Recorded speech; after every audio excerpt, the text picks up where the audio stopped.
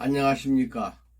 저는 미국 LA에 소재하고 있는 퓨리턴 리폼드 유니버시티 건강학 박사 과정 대학원 원부를 아시아 지역 맡아서 운영하고 지도하고 있는 김명중 교수입니다.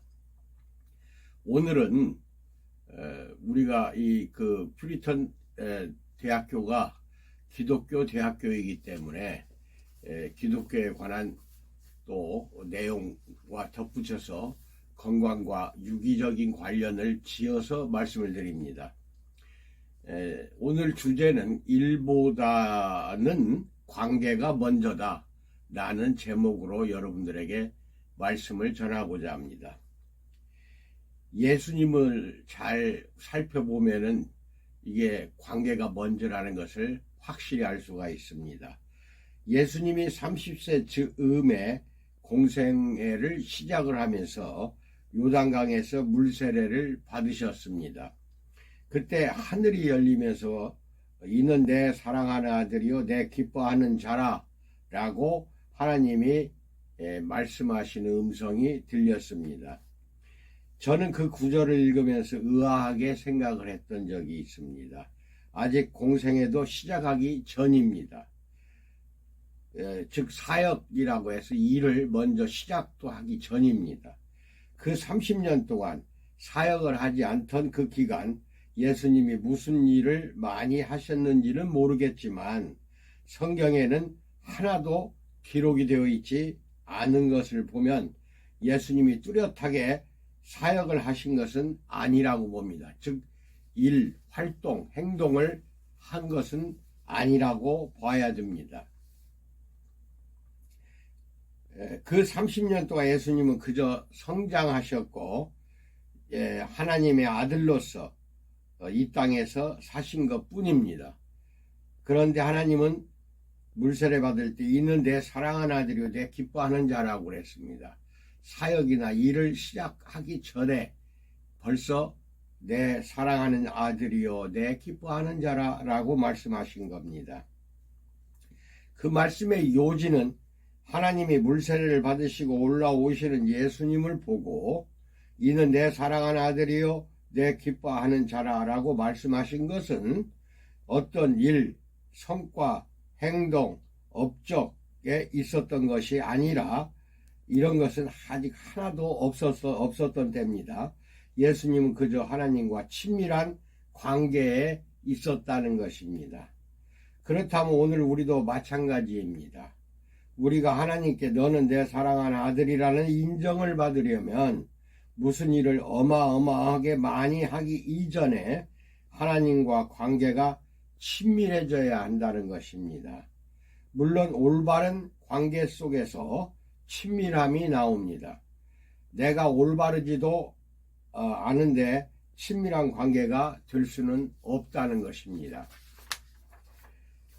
첫째, 보통 우리가 사는 이 세상에서는 성과와 업적을 대단히 중요시하는 사회가 되었습니다. 그가 어떤 사람인지는 성과와 업적으로만 평가되고 있는 것이 사실입니다. 심지어는 가정에서도 미성숙한 부모를 두게 되면 성과와 업적에 따라 자녀를 사랑하거나 또는 성과가 또는 나타나지 않을 때에는 자녀를 멀리하게 됩니다. 특히 공부하는 학생으로서 자녀를 두었다. 그러면 성적이 나쁘다든지 행동이 불량하면은 그 행동하는 그 업적과 성과에 따라서 사랑하거나 자녀를 멀리합니다. 그러나 하나님은 그렇지 않다는 것입니다. 하나님은 관계를 더 중시합니다. 성경을 전반적으로 볼 때 그렇다는 것입니다. 물론 성과와 업적도 있으면 좋지요. 그러나 더 먼저 해야 할 것은 성과와 업적보다는 하나님과의 관계를 맺는 것입니다. 다시 말하면 하나님과의 친밀한 관계가 없는 성과와 업적들은 무용지물이 된다는 것입니다. 더욱이 그것이 하나님의 뜻을 떠나서 자기 개인적인 야망과 욕망을 위하고 또한 자기 공동체적 이름을 내는 데 관계된 성과와 업적이라면 아무 쓸모없는 성과와 업적이 된다는 것입니다. 오늘날 이 세태를 보십시오. 오늘 이 강의를 녹화하는 시간은 2025년 3월 5일입니다.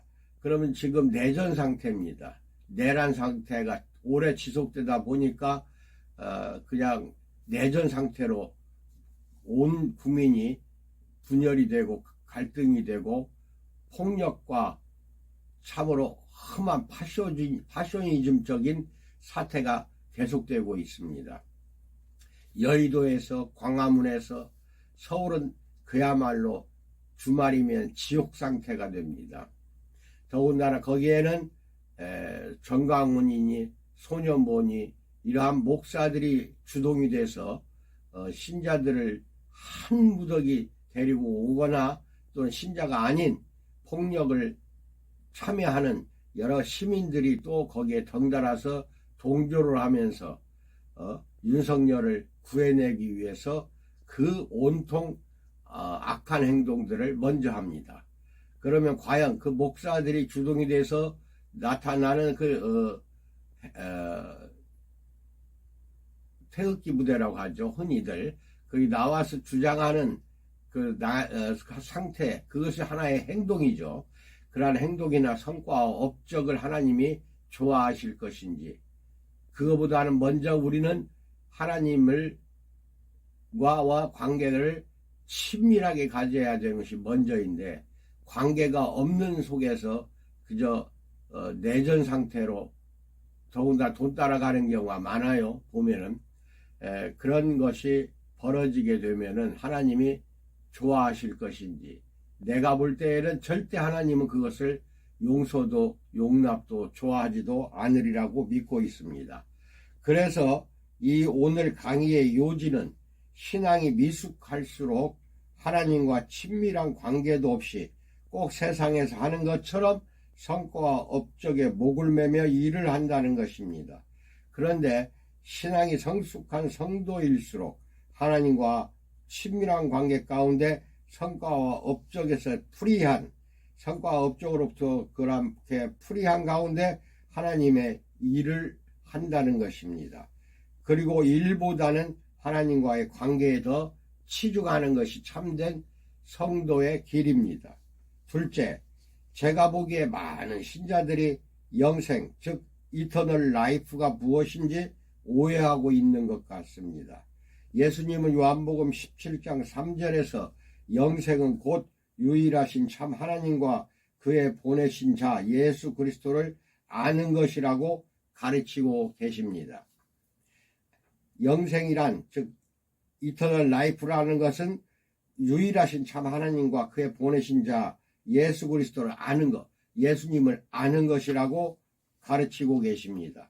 우리는 영생이라고 하면 죽지 않고 영원히 사는 것을 영생이라고 이해하고 있습니다. 여러분, 그러나 지옥에서도 죽지 않고 영원히 삽니다. 그것은 영생이 아닙니다. 물론 영원히 사는 것이 영생이지만 하나님을 친밀히 아는 가운데, 예수님을 친밀히 아는 가운데 영원히 사는 것이 영생이라는 것입니다. 또한 제자들이 한 번은 예수님께 이렇게 물었습니다. 우리가 어떻게 해야 하나님을 일을 하리까? 일이라고 분명히 물어보고 있습니다. 그때 예수님은 하나님의 보내신 자를 믿는 것이 하나님의 일이니라 라고 말씀하셨습니다. 요한복음 6장 28절과 29절을 찾아보세요. 하나님의 보내신 자를 믿는 것이 하나님의 일이라고 그랬습니다. 그러니까 이게 믿는 것, 이것은 친밀해지는 관계를 말합니다. 무슨 뜻일까요? 하나님의 일은 어떤 업적이나 성과에 매달리지 않는다는 것입니다.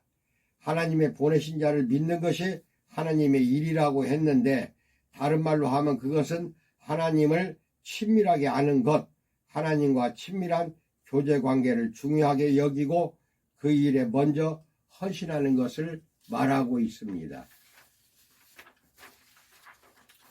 셋째로는 이렇게 하나님을 아는 사람은 내면적인 힘이 생기게 됩니다. 내면적으로 힘이 넘쳐납니다. 즉 신앙의 내공이 생긴다는 것입니다. 그리고 자기가 나서서 일을 막 하려고 설치지를 않습니다. 대신에 주님께 맡기는 신앙이 되고 일에 열중하기보다는 그 시간에 주님께 기도하는 데 더 열중하는 성도가 됩니다.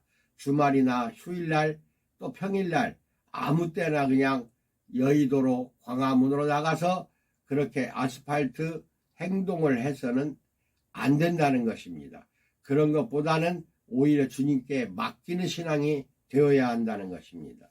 왜냐하면 우리가 아무리 열심히 일을 하지만 그 일이 잘 성공하지 못하는 때도 많고 중간에 흐지부지 되어 시간 낭비에 그치는 수도 많은데, 대신에 기도로 일을 할 줄 아는 사람은 자기가 실제로 일을 많이 하지는 않지만 되어지는 결과를 보면 자기 팔을 걷어붙이고 열심히 일한 사람들보다 훨씬 더 많은 결과를 낳게 되는 경우가 많습니다.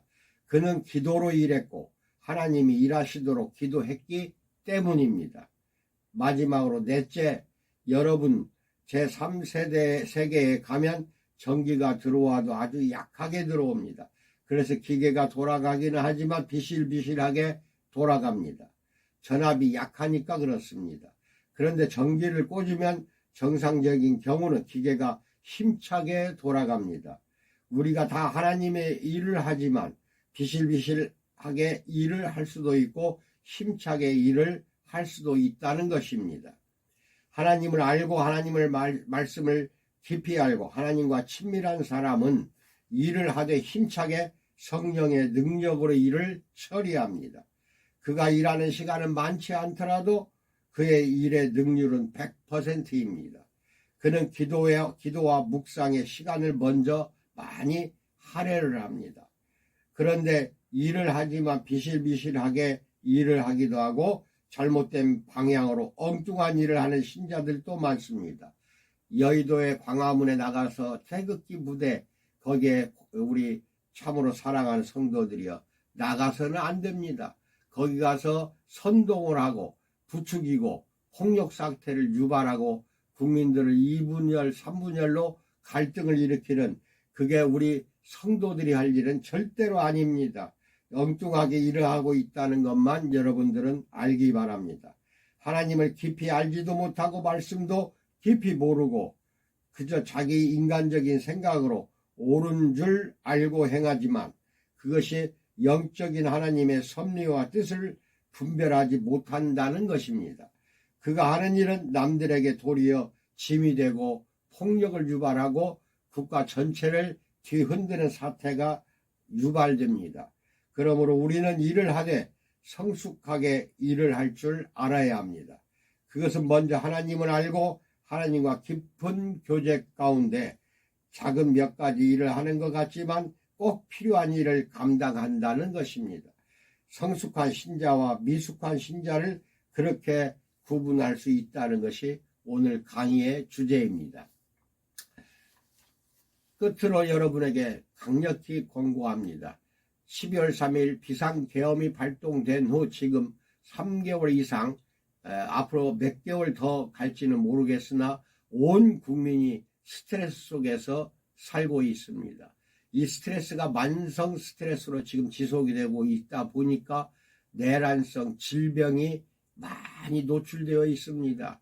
심지어 그 분노, 그 분통, 이걸 터뜨리질 못해서 스트레스를 해소하지 못해서 오는 갈등과 그 다음 그런 거에 함으로 말미암아 내 안에 여러 가지 염증이 유발이 되고, 염증은 온갖 세포를 다 고장나게 만듭니다.